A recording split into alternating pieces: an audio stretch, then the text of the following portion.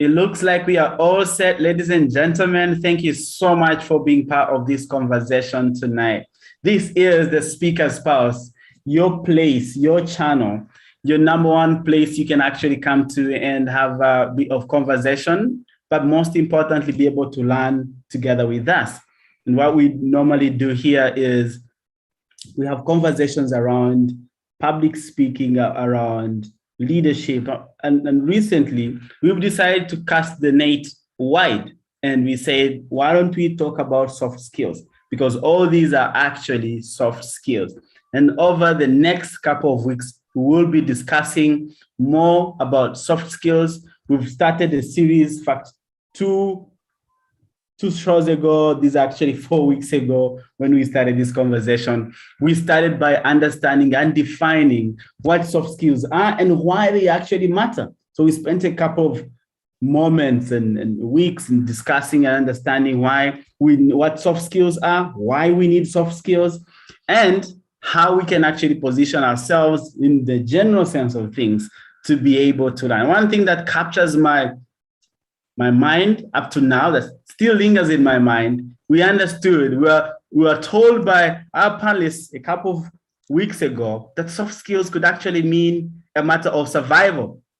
And therefore, if it's all about survival, I think it's only vital for us to give it the best that we can, learn a lot, be able to position ourselves for success. Now, today's topic is one that I'm sure you've heard about. I'm sure you've had people talk about it. You've had comments like, you should have a good attitude. Oh, this person doesn't have a good attitude. I don't want to talk to them. Oh, did you see how much attitude he or she gave me? And that gives us a lot to talk about attitude, therefore. And one of my best authors, best speakers, in my opinion, that has ever graced the world is, of course, one that I would never forget, Zig Ziglar. And if you followed Zig Ziglar and his work, you probably have had a lot that he's written about and also said a lot about. And he didn't leave this world without talking about attitude as well. He said that it is your attitude, not your aptitude, that will determine your altitude. In other words, it is your attitude that will determine how far you actually can go. And just before I would leave surfing the internet, I landed another quote. I don't know who actually said this. I like to give them credit, but I don't know who they are. It's unknown maybe. And they say that it is your attitude at the beginning that determines your success or your failure. Now, ladies and gentlemen, at the sound of those words, at the point of reading those words, I was like, look, this is absolutely powerful and important for us to have a conversation about attitude. And that's why we are here, ladies and gentlemen, to be able to discuss and understand how do we develop a winning attitude? How do we get ourselves in a great position to start well and therefore succeed? And therefore, that's why I brought you this conversation. And as usual, I am not here alone, my friends. I actually brought you a wonderful panel that you are just seeing for the first time, maybe, and maybe some of you have been invited by them. But I just want to begin by my very good friend and fellow Toastmaster, Emilia Siwingwa. She is a human rights and international development practitioner.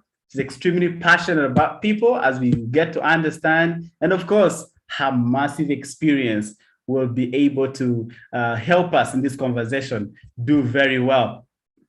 As you can see, we are not here alone. We have Dr. Sename, who is also, in fact, I should mention that Emilia is hailing from Tanzania, which is a great neighbor and of course friend to our great country, Rwanda. And we also have another good friend of Rwanda. He's also mentored quite a number of leaders in Rwanda, Dr. Sename, who is a humanpreneur. I have to say, this was my first time to hear about a humanpreneur. there's a lot to talk about that. He's also a founder of Sename Agbosu Group, which is also helping companies and individuals become better and do well, becoming much more effective.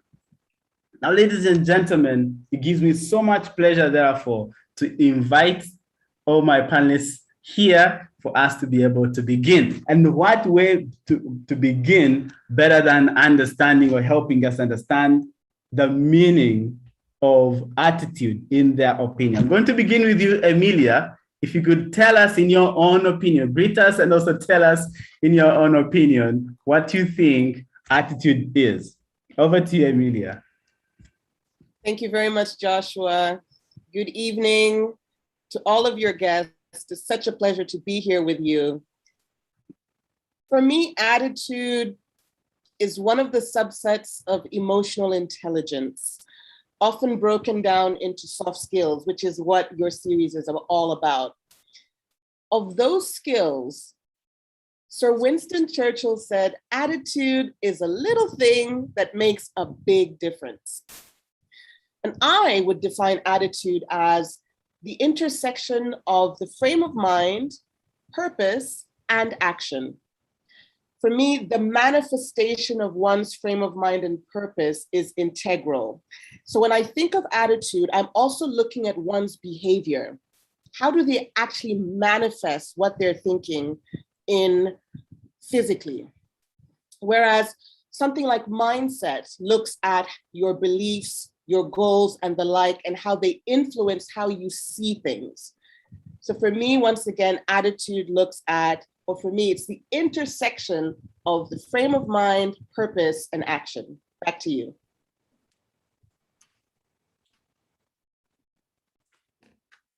All right. Thank you so much, Emilia. Very methodical, clear, and to me, it looks quite very packed with wisdom. We'll definitely unpack that with time. Let's hear from Sename. How about you? What do you really think attitude is? I think the definition of Emilia is so complete. The only thing I can add to it is to go back to the origin of the word attitude. It comes from a Latin word which means aptitude. So those two things are close, and the quote of Zig Ziglar that you quoted earlier makes that relationship between attitude, aptitude, and altitude. So those two concepts are very close. And the one thing we need to get here, and also from the former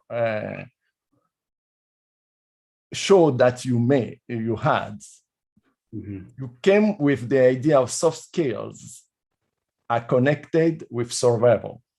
And attitudes, we get that concept of survival also because the aptitude goes together with that. So simply says the attitude defines what you do, and what you do defines what you get as an outcome. So that's what I will add to the definition.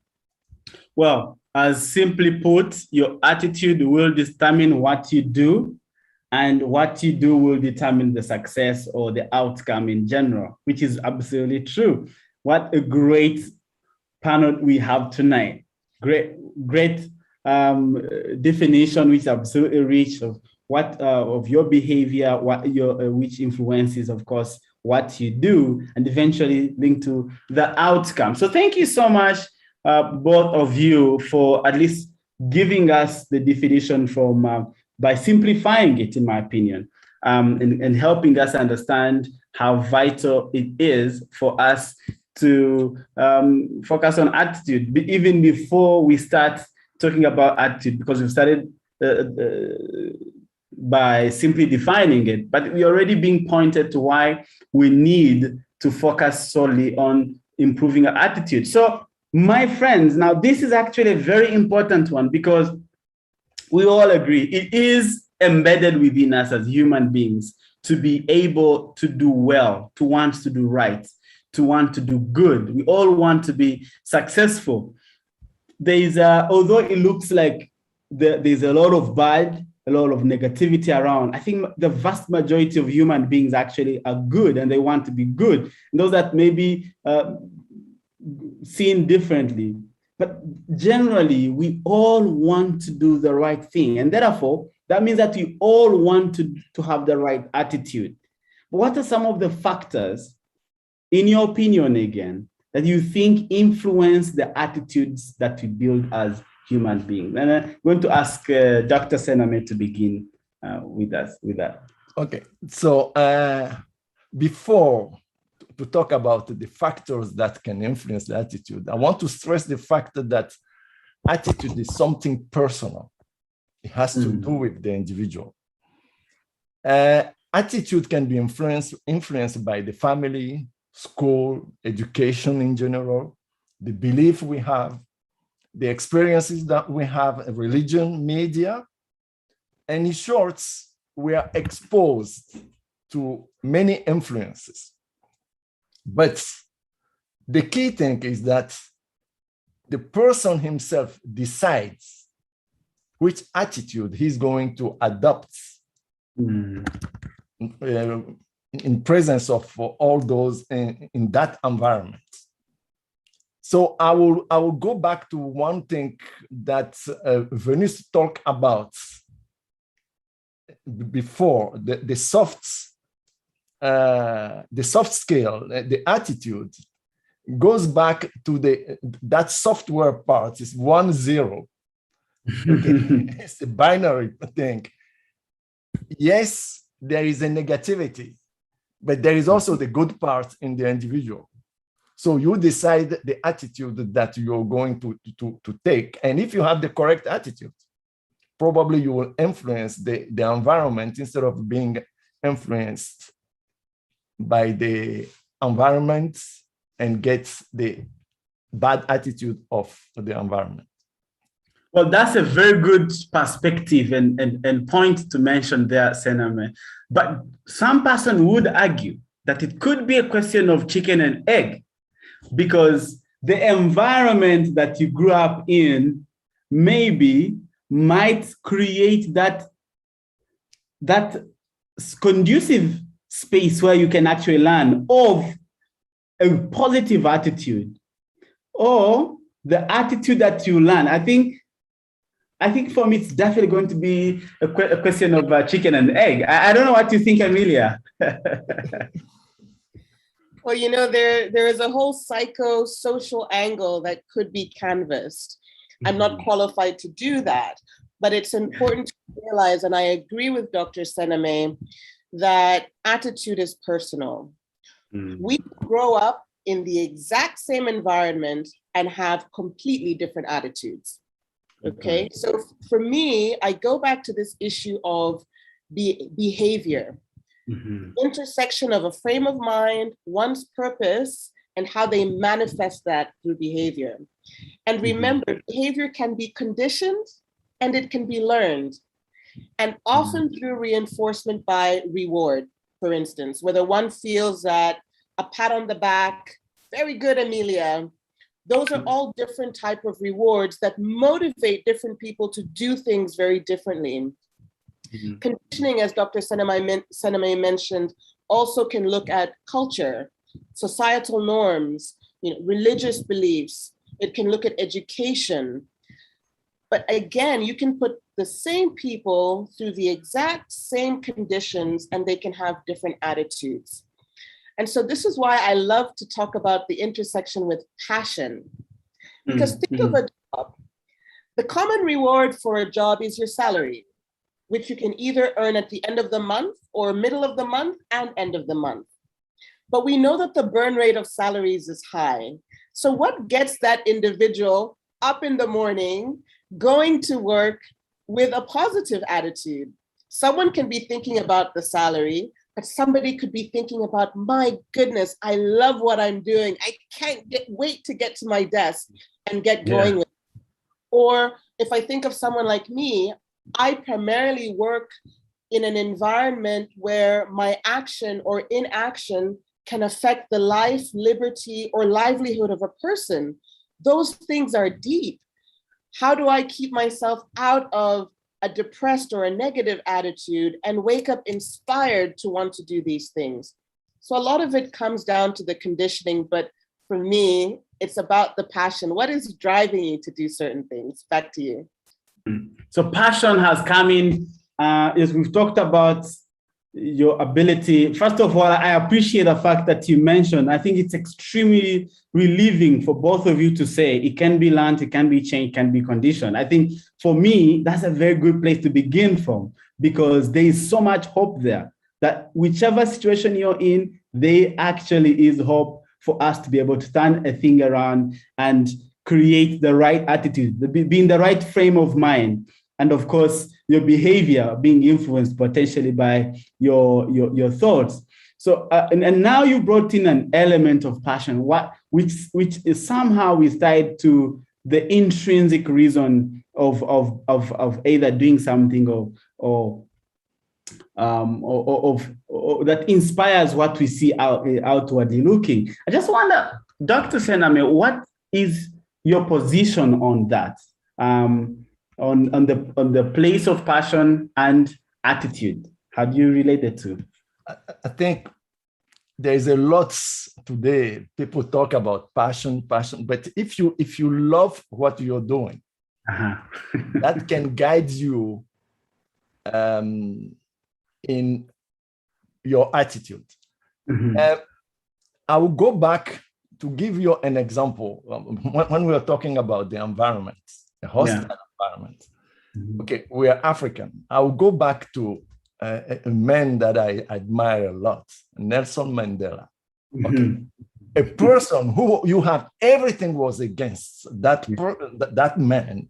Okay, to be a good, to be a kind, to have a great attitude, but because of his attitude, we can say he's passionate about what he did in his life, but that person never allowed the environment, the condition to change who he is.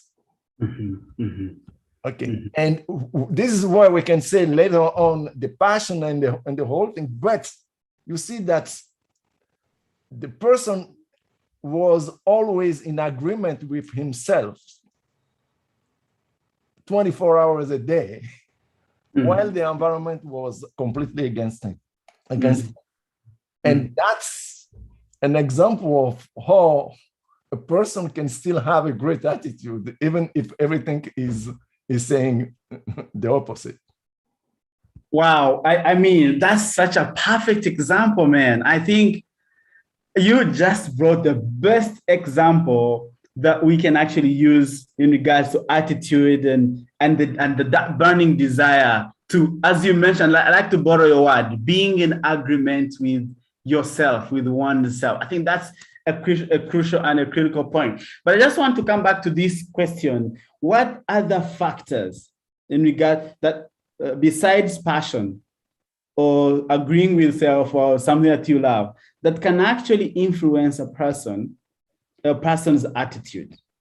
And maybe, I don't know if you have more to add on to that, Sename, and then we'll come back to Emilia. I will let Emilia go. All right, gentlemen here, gentlemen in the house. All right, thank you. Over to you, Emilia.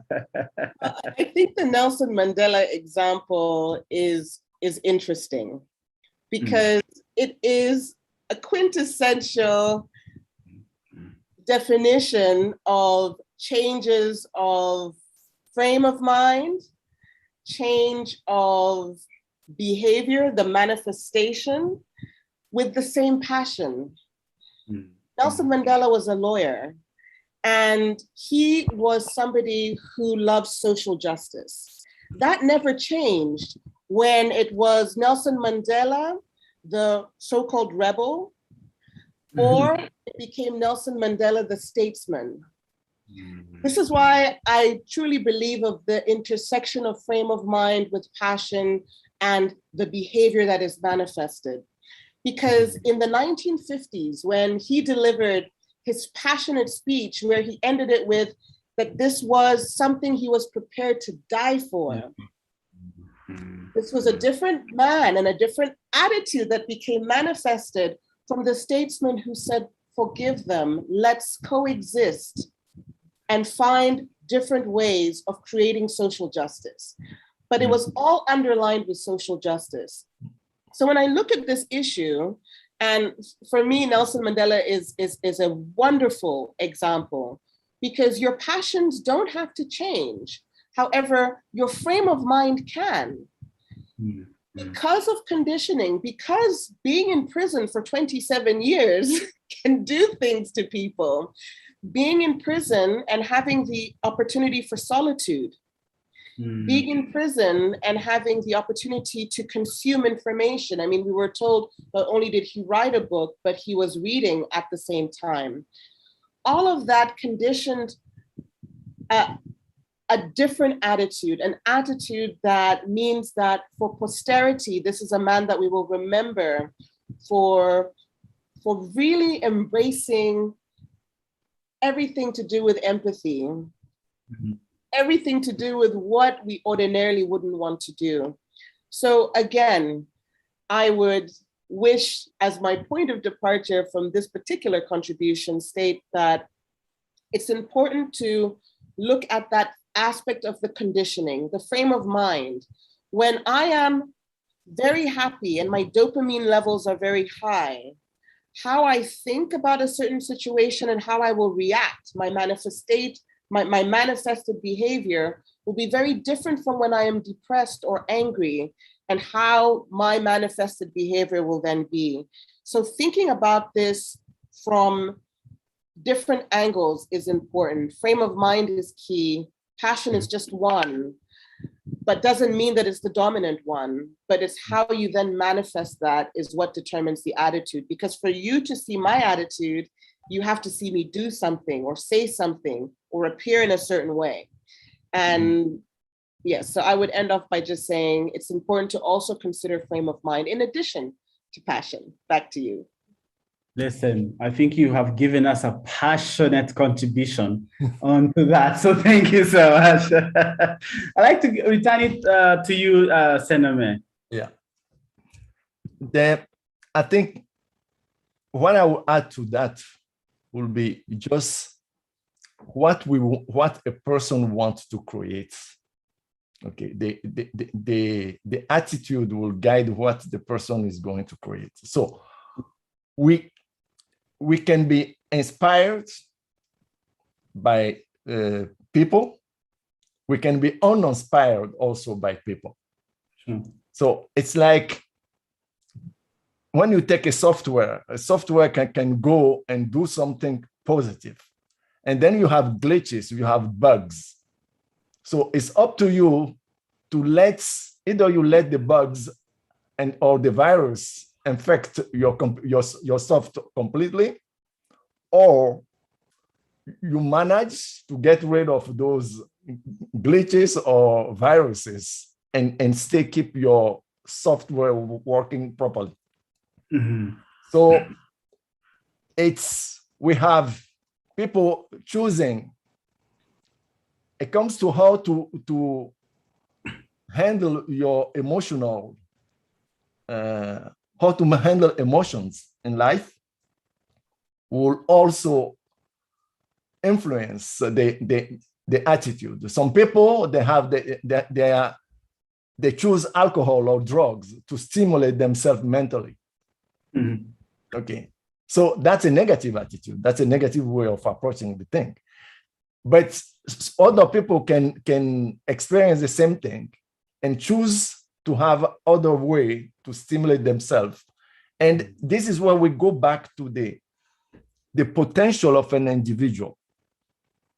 Okay, an individual has the potential to overcome things.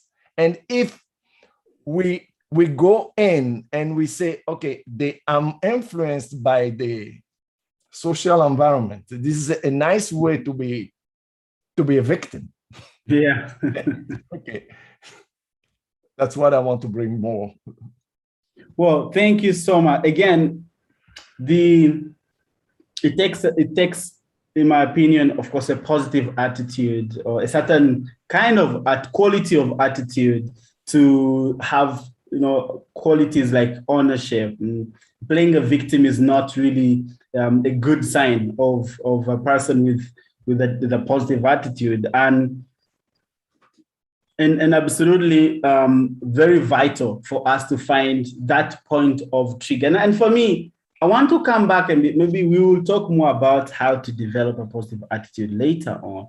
But I'm just wondering, one of the shows we talked about a paradigm shift. And I'm just wondering at what point, if someone has been moving a certain direction, at what point is a common scenario that creates a spark, a turning point in someone's attitude. And we've talked about, passion, environment, culture, motivation, a bit of conditioning here and there. But that's, in my opinion, is maybe someone that has already identified it. It's like, in the grand scheme of things, you as a manager, you as a leader, you as a parent, you realize that, hey, by the way, if I actually do this, it's going to change a bit of the behavior and attitude. But where is the hope for someone who is having a negative attitude, but they don't know? Is there any hope? Any one of you guys can go. I think the hope will be, okay, you need to have something comparable. In order to see if it is good or not. Okay, so if a person is born in a certain culture, a certain attitude, but with that they are surviving, I will respect that attitude. Okay. Okay, because it's just the concept of survival. True. From the viewpoint of the person. True. Okay. Now, if the person is not surviving at the level that he wants to survive, then I think that will trigger himself, because we have that potential to correct ourselves or to get to the right attitude. Attitude and success. The survival attitude drives to success. So how a person will find out that he's succeeding or not succeeding, that will be the same answer to what is the correct attitude and the incorrect attitude. Well, thank you so much. Clearly, the measure of the right attitude is, and earlier on, I think, Emilia, you alluded to it, to the manifestation of whatever comes out of the person's attitude, which we don't actually get to see, but we see through what the outcome is. What's your opinion, Emilia? This issue of hope, again, it's really personal. We hear stories of people who go from rags to riches, people who, for all intents and purposes, society has relegated them to failure, and yet they've succeeded. We've seen people who have gone from great heights of success and crashed, and somehow managed to find those same heights of success. There is hope. So in short, my answer is there is hope, but it has to be framed in this particular discussion, whether you're looking at it from a survival mentality, as Dr. Sename has rightly said, or whether you're looking at a person who doesn't view failure as the opposite of success. Okay. There are people who have the attitude that the opposite of success is inertia, not moving, and that failure is actually moving. You might have moved in the wrong direction, but you learn from that failure and you use it as a stepping stone to get yourself back up. Mm-hmm. That is part of attitude and how you manifest it. There are some people who will say, my goodness, I was successful, I'm now bankrupt, my life is over. Versus the person who said, I was successful, I'm now bankrupt. Let me trace my footsteps to how I became bankrupt and make sure I don't do it again so that I can get myself back to success. Mm-hmm. That's all part of this attitude. So there is that survival spirit, but there is someone who You've talked about positive versus negative, and that's key. Someone who's positive finds a way to maintain confidence and happiness. Someone who maintains negativity is angry, frustrated, they have a bruised ego. But how do you create a balance where you say, no, success for me is movement, and every movement I make will be a learning opportunity so that I continue to step towards success? Wow, that's an interesting perspective, Emilia. That's definitely an interesting perspective, because again, depending on how we would like to measure success, even not going in the previously envisioned direction might not be failure necessarily. It would actually be an opportunity to learn and do it differently. But I also think, again, this idea of success can be illusional in a way, can be quite elusive in a sense that we are going to measure it maybe at the end of life, or maybe at the end of a longer period of time. I would say, okay, hadn't been this of failure and a great opportunity to exercise a positive attitude, it would have actually been disastrous, and maybe I learned from it. And maybe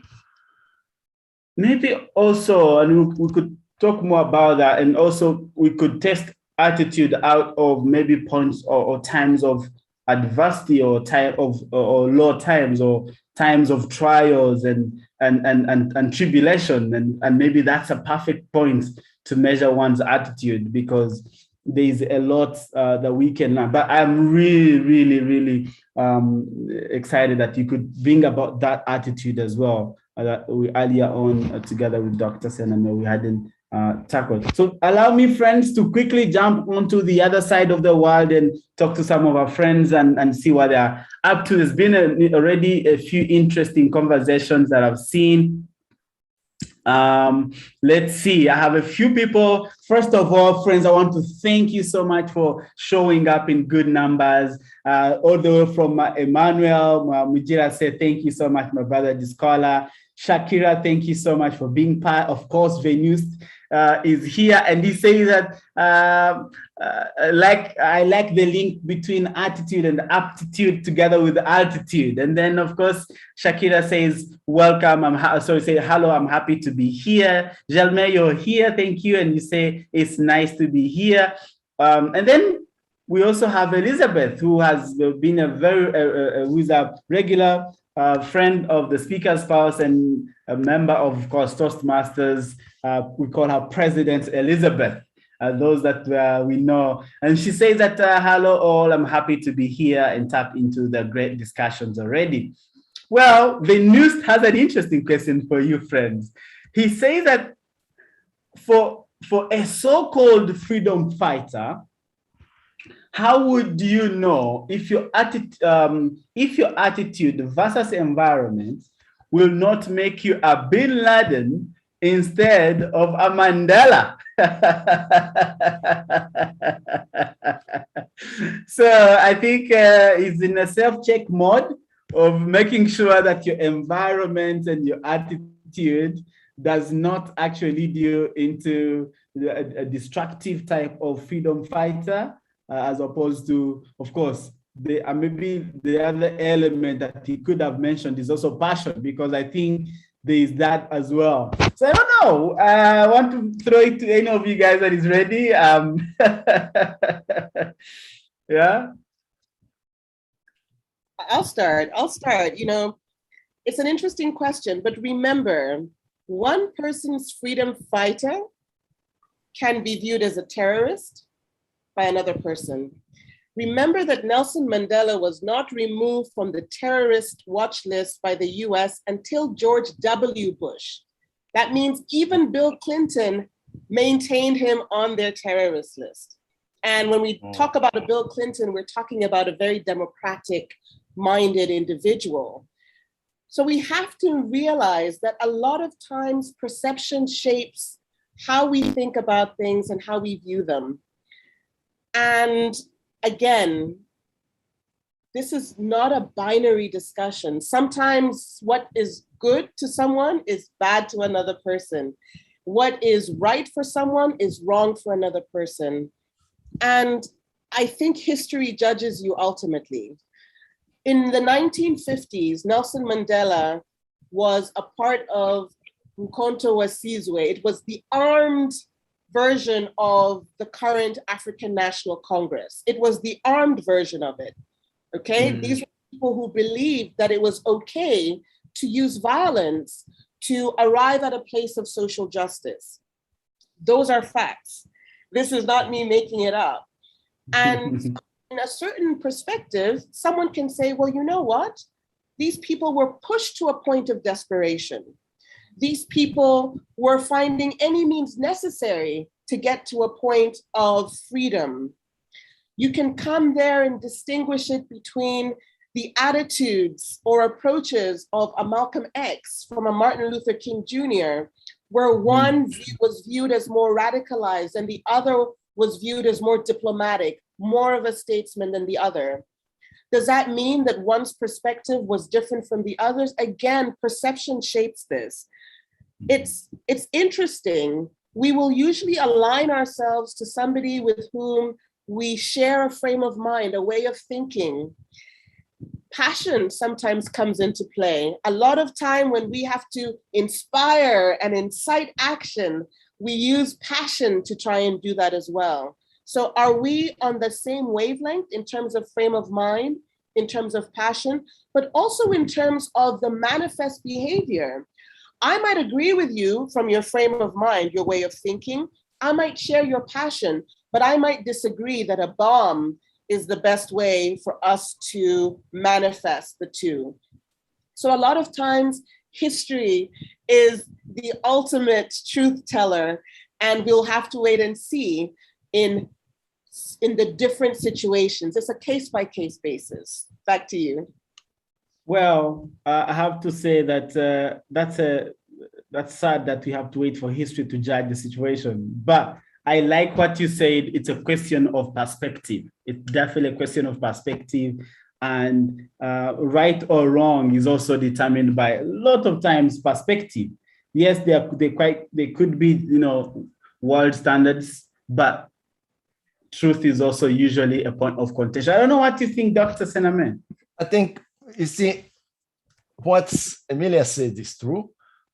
I will go back to the individual aspect of the thing. If we're looking at attitude in the group or a nation, it will be difficult to judge, because even in those situations, if we keep it individually, probably we'll get more the sense of what's the subject today. That we keep it on that aspect, we can see, because all the group things is very difficult to analyze, but because the group is formed from a different individual, it's more complex to see the thing on the macro level like that. But if we can work on individual level, then we have a leverage there that you cannot change a group on attitude very easily, but on an individual basis, maybe you can reach your goal. But if you look, every person in the area where the person is successful, if you just look at that area, if you take a person, there is no perfect person. We have the good, we have the bad. But if you just look in any person where that person is very successful, you'll see that in that area, that person has a great attitude. He has a positive attitude. You cannot have a bad attitude and succeed. And even the people who went very high and they failed, if you analyze really the source of that failure, you see that they have a bad attitude at the beginning and then they fail. So It's something we look at the exterior, but if we try to look deep into it, yeah. I'll give you a simple example that everybody can relate to. And it's you have your kids, you want them to do something or to change. Okay, it's not going right the way you want it. Mm-hmm. Most of the time, when I start looking, okay, it can be with your kid, it can be with your partner. Mm-hmm. When I look for myself and I say, okay, is my attitude correct there or not? Once you change your attitude, you see that person, you get to where you want to get. So it's where I'll push everybody to look closely to that thing instead of looking at the other. Yeah, that's the others who is making the thing. No, just look at your attitude in that area. Probably you'll find a way to turn around and get. If you correct your attitude, you'll get to success. But it's up to each individual to find that thing, that truth for himself. That's what I want to bring to it. Wow. One thing that is quite consistent throughout this conversation is that it's important. Our point of departure, as we try to look at this, define and understand what attitude is a point of an individual. And the moment we understand that, I think everything comes together. It's very possible that we know, and taking the two examples, and we could also look at the global scene, that the reason why we know individuals that we know them is because of attitude, regardless of whether in our eyes, we view that as a good thing or a bad thing. But as you said, Doctor, it actually, there is a place where you can say there is a positive attitude towards achieving something.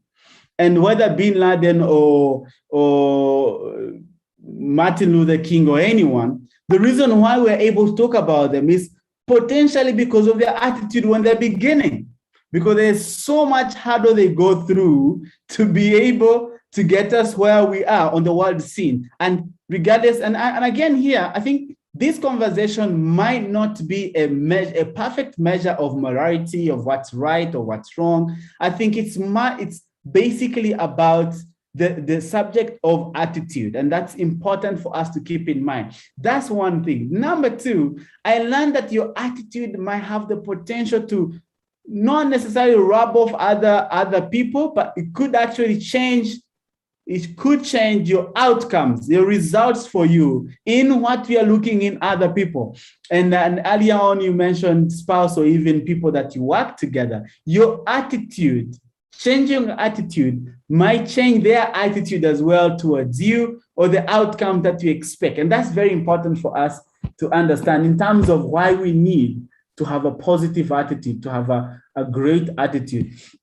Well, I just want to come back to our friend. Thank you so much, Venus. That was a question that would potentially take over the whole show, and then we just abandon everything because there's so much we can say.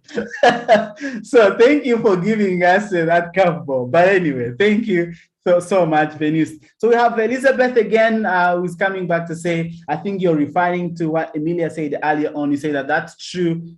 True about the bruised ego, Emilia. We need to leave this behind if we want to succeed. Great perspective. I think you're talking about when we show up with our egos, and that creates a problem in our communities. And then Sarah Diambo, who's actually been a member, so a fellow Toastmaster, but also been a guest on this show. And you say that, Emilia, what a great perspective of looking at success and failure. So thank you so much. Keep your comments coming in, keep your questions coming in. We are very, as you can see, we are all excited to be able to, respond to your questions and of course, read your comments. I just want also to say, if you're new at the Speaker's Pulse, please subscribe, be part of the conversation, subscribe to this channel so we can bring you constantly these wonderful conversations. And you will never know, this could actually be a great turning point in your life, because we are talking about things that we are definitely personal. As you've had even the conversation tonight is about you as an individual, the decisions that you make to change direction. This is about you. And so, my friend, you are definitely in good company. So I would subscribe and also invite other people to be part of this conversation, because this is a great potential for a great turning point. So, my friends, I just want to come back again to this conversation and ask you, there is a lot in a way, we've talked about why is it important for us to have a positive attitude? And this is something we've talked about. And just 1 minute from each one of you, because I think you've touched a bit of that before we can talk about how do we now attempt to have a positive and winning attitude, because it's very key for us to leave this conversation after sharing a few things that we can start to practice at home in our lives to be able to build a winning attitude, an attitude that delivers success to us. Because, hey, what's the whole point of spending a whole hour here if you're not going to aim to success? But before we tackle that, why is it important for us to actually invest time and build an important, a positive attitude, or what we call the growth attitude? I don't know. Any one of you can actually go, but remember, keep it as short as you can. Okay, I can go first with just a small thing I learned in Africa recently, giving a seminar, and a girl, we were talking about attitude. And the girl shared with me that I was saying attitude is everything. And the girl came and said, do you know that if you take all the letters of attitude and the place in the alphabet where A is 1, I think B is 2, if you take those numbers, you add it up, it comes to 100. Oh, wow. So the nature also is telling us, we can keep that in mind, that attitude is everything. I think attitude is 100. That's just the thing I wanted to share on that, to emphasize the importance of attitudes. Attitude is completion. Attitude is 100, and attitude is complete. Thank you. Thank you so much, Dr. Sename. How about you, Emilia? For me, it comes back to the purpose of your series. We're talking about soft skills. Interpersonal skills means how we relate with other people. And the reality is that our attitude has an impact on the people we relate with. So if you want to maintain a positive attitude, or if you want to embrace a negative attitude, that will have an impact on how you relate with others.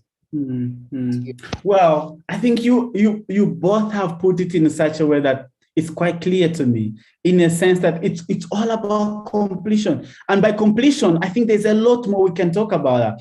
It affects those around you, it affects the outcomes that you want. It looks to me that the best way to achieve your success is to tune your attitude into the right direction, into the right frame of mind. Earlier on, we talked about the frame of mind and digging deep into our motivation, our passions. But without the right attitude, then we don't make it. It's like attitude could actually be could be like fuel. It could be likened to, easily connected to passion, as you mentioned, or that thing that will keep you moving.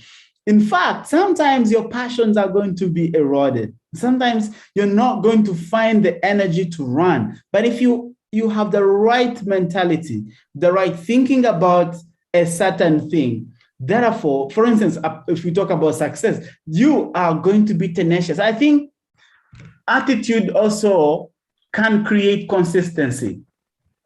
If you know that this is oh man, I from your two ways of looking at it, I think I can talk a lot about what I can learn about attitude, in a sense that it's wholeness. It's the number one thing. If you're to have understanding, of course, the direction you're taking and all that, and if you're to have one quality, I think, in life, you should have the right attitude.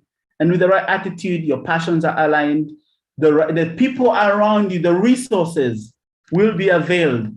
I read my favorite quote is by Paul Coelho, and he said that when you set when you set yourself to find your treasure, that the universe conspires with you to find it. And I think that says a lot about one's attitude, getting yourself on a path, relentlessly maintaining your attitude of not giving up. Somehow, even the universe will conspire for you to find it. So friends, if you're not sold on why we should build a personal attitude, I don't know what will surely encourage you to listen to our panelists as they share with us a few nuggets on how we can get ourselves a winning attitude. So I just want to spare the rest of the 10 minutes or so for us to talk about what can we do to get the right frame of mind or build a winning attitude. Any one of you guys can actually start. I'm happy to go first. You want to go first? Yeah. All right. Sure. So as I was thinking about this, I thought there's nothing more useful in this type of a conversation than being practical. Mm-hmm. And I came up with 3 things that I would love for us to think about and discuss, as well as hear and think about and discuss Dr. Sename's views. But for me, the first thing is being realistic. There's an interesting quote by Colin Powell, who served in the highest echelons of the US military, and he said, "A dream doesn't become reality through magic. It takes sweat, determination, and hard work." And I believe that this can happen through introspection and self-evaluation.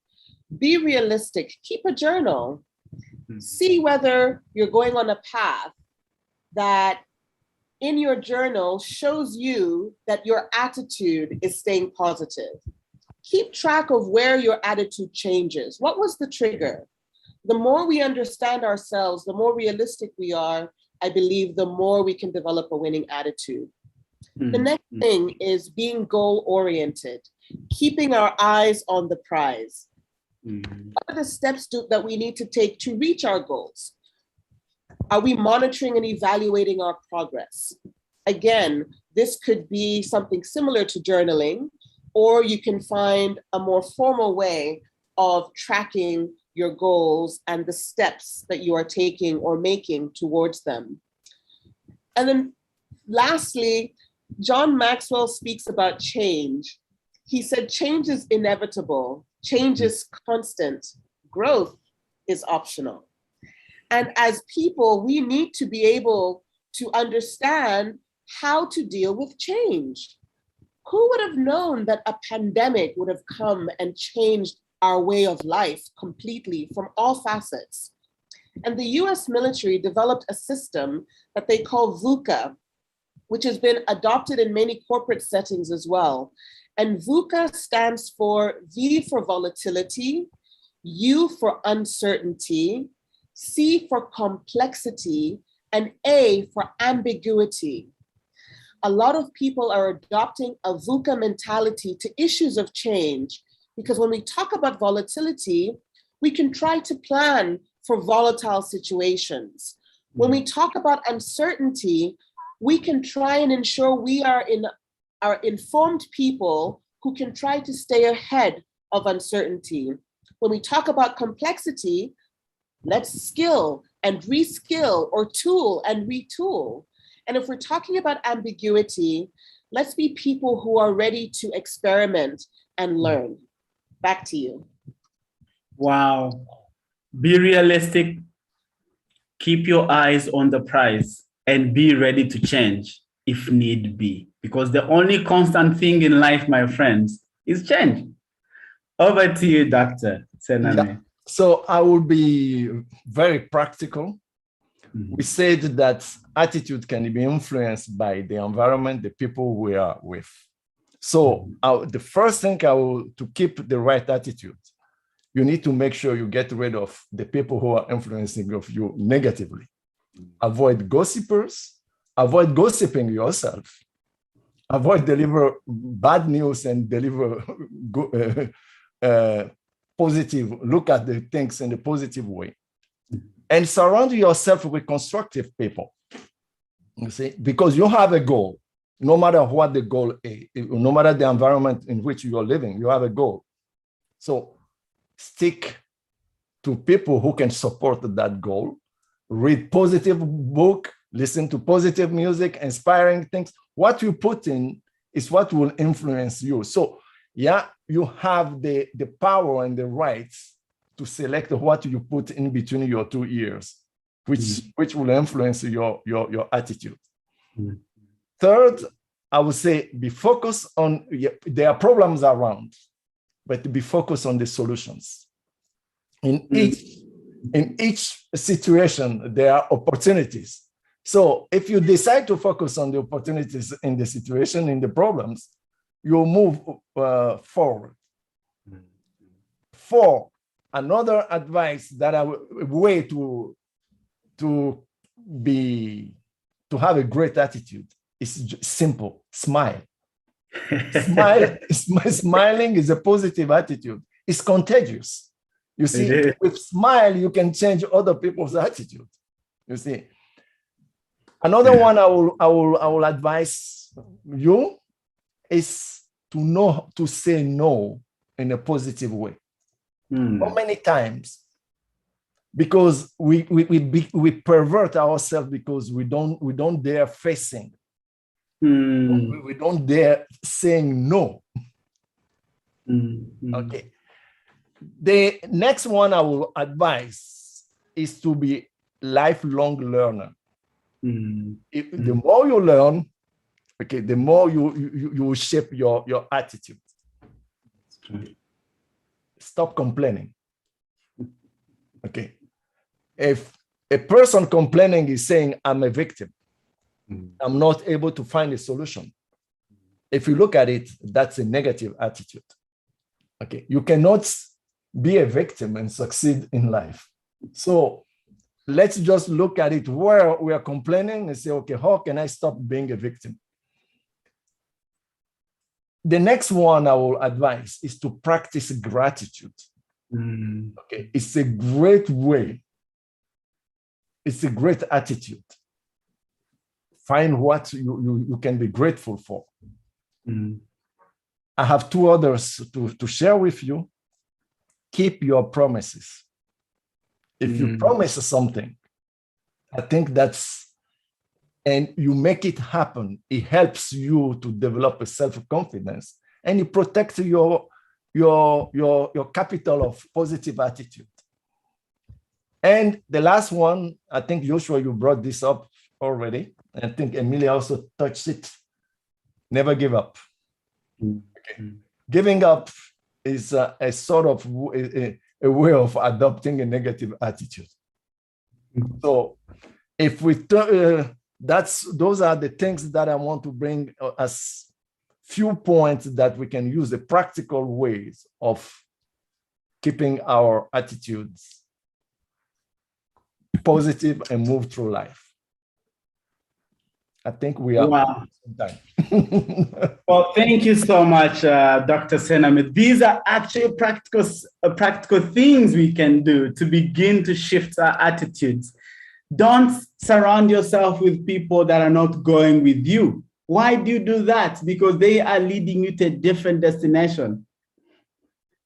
Don't complain. Complaining is a bad habit that we should drop because it's a sign of a negative attitude. Don't give up. But of course, smile. That was for me the highlight. That's the cherry on the cake. Smile whenever you can. Because it's actually an opportunity for you to share openness and actually be, extend kindness and openness and warmth towards the universe. And there's a lot of literature out there that talks about what we actually manifest might be what we attract. And therefore, if we can learn that, we can actually do better in our attitudes. Ladies and gentlemen, what a great conversation this has been. I just want to quickly read a few of our comments to make sure that we don't leave any comments, especially valuable comments like the ones we have. Then we have, I like to quickly jump on the chat. I see Octave. Thank you so much. Octave says, I'm loving this conversation. Oh, Jackie Lumbasi, a good friend of mine. She says that great conversation, guys. I'm following keenly. Then Arsene, fellow Toastmasters as well, says that attitude creates consistency for sure. Good point, Joshua. And then Joseph Kimotho, you say that, great. I like the perspective of keeping promises and the capital of fulfillment, and the capital fulfillment it brings. So thank you so much, Joseph, Arsene, and everyone that has actually contributed to this conversation. We would not, I would say, we would not even have half a conversation as great as this if it was not for you. And of course, our wonderful panelists, Dr. Sename and Amelia, thank you so much for gracing us tonight and giving us the opportunity to learn from you, learn with you, and also the great opportunities to laugh along with you guys as you shared your nuggets, as you taught us very practical things we can actually do to build our attitudes. Because as we come to these conversations again, we are hoping to get something to learn. And it's our desire and prayer that our friends on the other end are able to learn something. And by the look of things, there's a lot that we're able to learn from you and with you. So thank you so much. A wonderful audience at the end of the day. I can see we are still here. We are still contributing. Thank you so much for making us who we are as a show. Thank you so much for being part of the Speaker's Pulse. If you're new, I encourage you to kindly subscribe and be part of this conversation. These conversations come to you every 2 weeks. So in the next 2 weeks, you can be sure that the Speaker's Pulse will be back, and we will have a lot again in a similar fashion. We will be sharing with you another topic around soft skills. Remember, we are boldly tackling a soft skills series, and we hope to be able to break down these soft skills for you in a practical manner for you to be able to learn, build, and also succeed, because that is the pride of the Speaker's Pulse. Again, I want to echo what I said earlier on. Dr. Sename, Amelia, thank you so much for gracing us, and a wonderful audience. Thank you again for being part of this. This has been a great conversation. I want to thank you so much from the bottom of my heart. This has been a great day indeed. My name is Josh.